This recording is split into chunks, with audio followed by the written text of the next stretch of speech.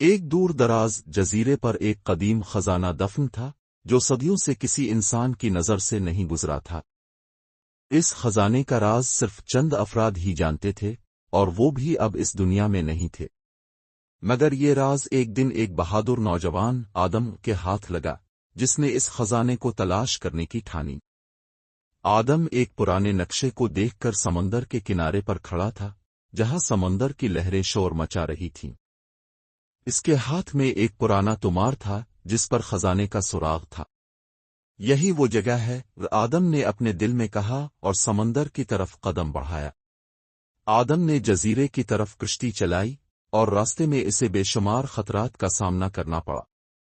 سمندر میں طوفان آ گیا اور کشتی ایک بار پھر ڈوبنے کے قریب تھی، مگر آدم نے ہمت نہ ہاری۔ اس نے کشتی کو سنبھال لیا اور طوفان کے بیچ سے باہر نکل آیا۔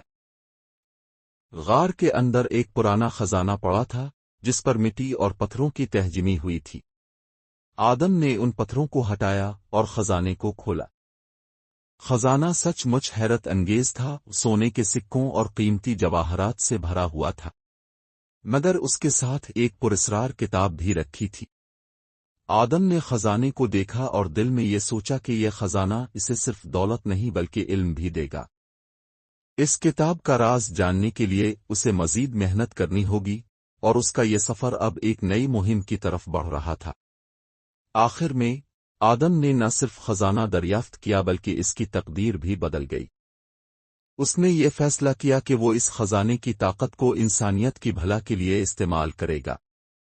خزانے کی تلاش ایک ایسا سفر تھا جس نے آدم کو اپنے اندر کی طاقت اور ہمت کو جانچنے کا موقع دیا۔ یہ صرف دولت کی نہیں بلکہ علم اور انسانیت کی تلاش کا سفر تھا۔